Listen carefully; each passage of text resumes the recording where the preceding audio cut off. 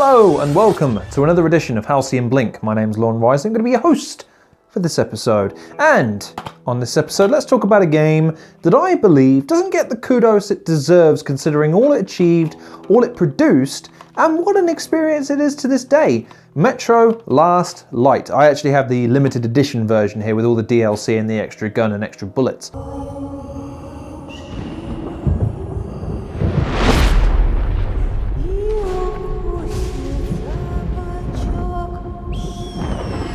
This is where it goes down, man! Set in Russia after a nuclear war. It's actually the second game in a series, Metro something? I'll put the title here so I don't look stupid. In any event, it picks up the events of a character by the name of Artyom, who's a member of an underground movement that is effectively a branch of the remainder of civilization. You've got multiple branches of humanity that kind of live separately from each other, but also interact, have dealings and things of that nature in the underground metro. That's right, it's all set in the underground metro of Russia. After basically a nuclear fallout of some description, with humanity basically fighting back against a race of people called the Dark Ones, these mysterious alien-type creatures. But the story in this instance, and the story that I'm actually familiar with, because I'm not familiar with the rest of the series, only this game, picks up with Artyom going to the surface, irradiated, and you have to wear gas masks, I'll get to that in a second, to look for the last Dark One. Basically, the nuclear blast was supposed to wipe out the race. Pretty much did, with the exception of one, and they're sent up there to find it and kill it initially. Then they find it's a baby, and it actually has an interest in communicating with humans. It's telepathic and has a degree of telepathy, and also he can transfer his essence from one position to another, kind of like Nightcrawler.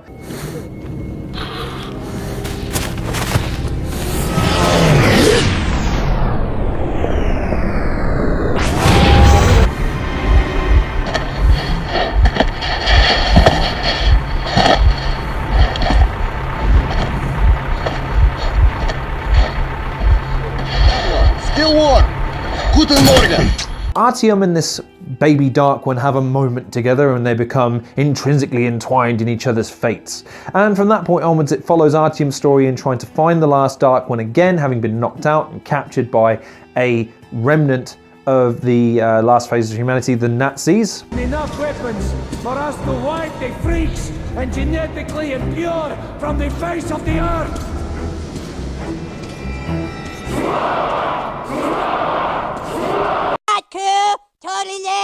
Yes, there are Russian Nazis in this game, fair play, you know, it wasn't a 2000 odd game without some Nazis that you get to stab in the face, and you follow the events as they go. Now, the reason why I want to talk about this game more than anything else, because it's the best example of a game that I've found so far that incorporates first-person shooting with stealth mechanics in a meaningful way in terms of how you want to play the game, because it's as hard or as easy as you want to make it to be in certain sections. Now, what I mean by that is this. The gameplay is broken up into two different types of enemy, and in terms of explanation, there's exploration to a degree, but I'd argue this is not by no means an open world. It's a linear construction by nature, with the exception of a few playground areas, where in certain situations you can navigate them by either being stealthy, or by pulling your biggest gun out and going to town on some motherfucker.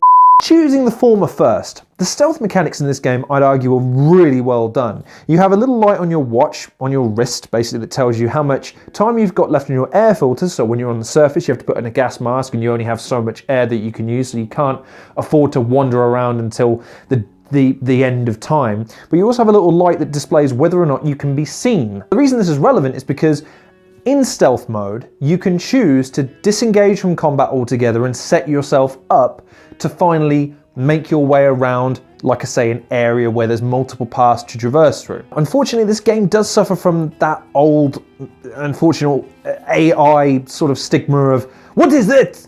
I will inspect for a moment. I cannot see anything immediately. I will assume nothing is wrong." What? Why? Why? Now, it's a bit disappointing considering the other aspects of this game are almost excelling, and this being the low point, but it means that Again, as a stealth player, you can map the paths of each individual soldier as they have conversations with other NPCs. You can then track their paths, highlight where the light sources are, take them out one by one, and then plan your course of attack by until you've made your way through the section. And then if you've evened the odds up a little bit and you think you can take on the remainder in a straight firefight, you can certainly try that. Conversely, if you just want to kick down the door, start gunning down fools, then you can. But the game will punish you as a result, because resources in this game are designed to be more in line with a stealth game. You're not going to find a lot of ammunition. You're not going to find a lot of money for ammunition. Even you do get pit stops throughout the game in more civilized areas where the story tends to be fleshed out a little bit. The world tends to be given a bit more depth. There's boobs, which is always great.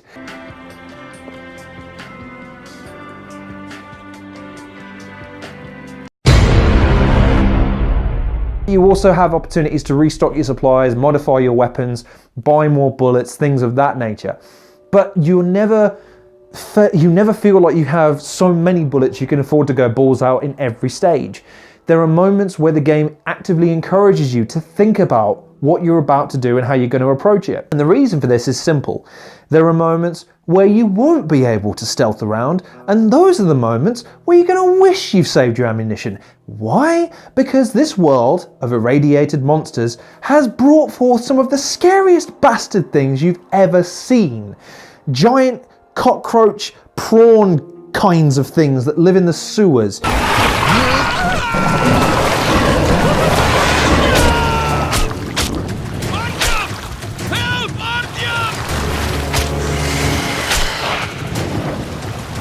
You've got giant spiders / scorpions that are only vulnerable to light. Shooting them dead on will do no damage. You have to burn them. And the problem with that then is that the bastards scurry. They scurry like real spiders.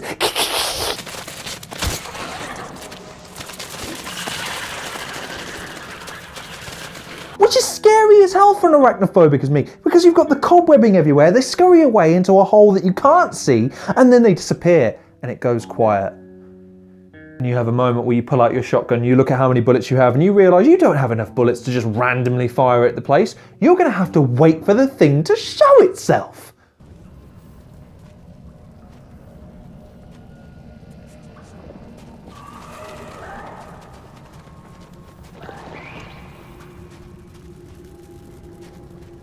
And in that final moment where you start to hear the of the thing approaching, scurrying ever towards you, but in the darkness you can't see a damn thing. It's an amazing experience. It's enthralling. It's magnificent, because after the stealth modes, where you feel almost like a goddamn ninja, taking out lights, turning off lamps, unscrewing light bulbs, shutting down entire sections of power so that the soldiers suddenly become wary, start maneuvering around, you poised, ready to strike, headshot, headshot, headshot, knife from behind, done, entire room, blitzed like a Don. Nice. Nice. Nice. And then you get into these sections where you are almost completely helpless. These enemies give no f***s about how much of a badass you think you are, because they will sneak up on you, and if you don't have adequate power supply on your light, recharging it, which is an action you have to fulfill, you can't just turn your light and leave it on, it has a power supply. You have to recharge it occasionally, just like your air filter. It's a limited supply. This game gives you no liberties, especially on the harder difficulties, when it says, ha, you want to breathe? F*** you. Hurry up and get to the other end of the section before something eats your ass. And the exhilaration of these sections, coupled with the slow, meticulous, tension-filled elements of this game, help to make it feel like a really well-rounded experience. Add to this, the graphics are, for their time, very impressive, I would argue. The speech mechanics look a little bit shit, and the NPC faces look a little bit terrible, and like I say, the fact that they've gone to great lengths to animate a lap dance is worrying and disconcerting in equal measure, considering it literally comes out of nowhere and there's no real need for it. I mean, Angry Joe made this point in his review, and having played through it, I kind of agree in the sense that it really is just for the perverts, because there's no in-game reason why you'd get the lap dance. You can bypass it entirely. You can pay her a couple of bullets, which are the in-game currency. You're not a sadomasochist and say, here, dance for me, here are 5 rounds of ammunition. That's just weird. But ultimately, it's just out of nowhere, and in there for no reason. I would argue that the female lead character, though, just going off on a little bit of a tangent, isn't as meaningless as he says it was, but nevertheless she does an about face in terms of her character that leaves a little bit to be desired, but hey, what are you going to do? The end of the story has to have some kind of happy ending if you die, right? In terms of the soundtrack, the musical cues are where they need to be in terms of building tension in those moments as you're sneaking around, just a slight as you're quiet, as you're discovered, a loud piece of iron music just to keep you on edge. Reminiscent, I'd argue, of the Metal Gear Solid series in terms of getting caught or nearly getting caught. It picks up in moments like that. Ironically enough, though, in moments where they know that it's animals or it's the creatures in the world, there's no music. It helps add to the tension of where the f are these things going to come from next? These weird wolf creatures that come out of here, attack you from one, and they always attack in packs. So you've got to. It's a balancing trick of, right, do we get your shotgun out and try and pick them off one by one? Do you spray and pray a little bit?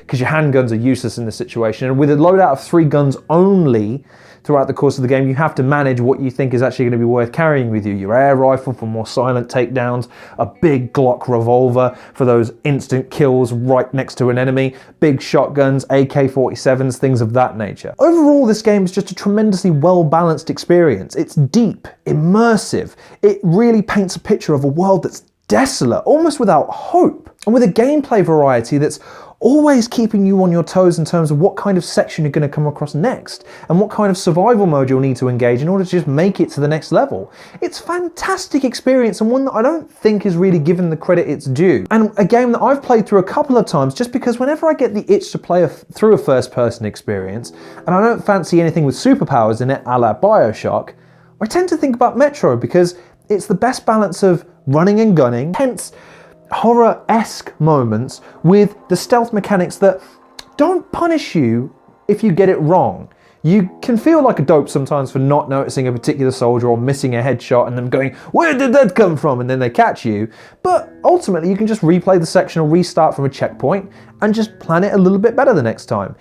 It's a great gaming experience and one that I'd recommend for people that even if you're a little bit hesitant about the scary aspects of the game, it's never too much. And I speak as a person who's not a big fan of horror games, certainly not a massive arachnophobe. I can't even handle the spiders in Skyrim without closing my eyes, taking my glasses off, turning into a werewolf and just charging in, trying to murder everything.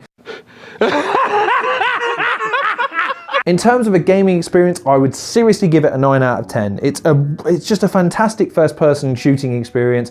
The story, yes, leaves a little bit to be desired, but it's serviceable for what it is. The NPCs help paint a picture of the world beautifully. You can pay as much attention to the story as you want to without letting it bear down on you if you don't want. And the gameplay is going to stay fresh and original throughout the entire course. Even if, again, the last mission is a little bit crap, you take on a train with miniguns on it. I don't know, but in terms of a gaming experience, like I said, 9 out of 10. It really is that good. If you haven't given it a try yet and you're a big fan of first-person shooters and maybe the occasional stealth mechanic, I would highly recommend you give this one a go. So, thank you very much for watching this episode of Halcyon Blink. Please like, share, subscribe. If you haven't done so already, please check out some of the other content creators in the description below who are killing it in the subscriber numbers and things of that nature recently, so kudos to them. It's nice to see some of our smaller content creators starting to get that boost that we've been after. In any event as well, please check out some of my other content if you haven't done already. Thank you very much for supporting if you have. Please take care of yourselves, and I will see you guys on the next episode of Halcyon Blink.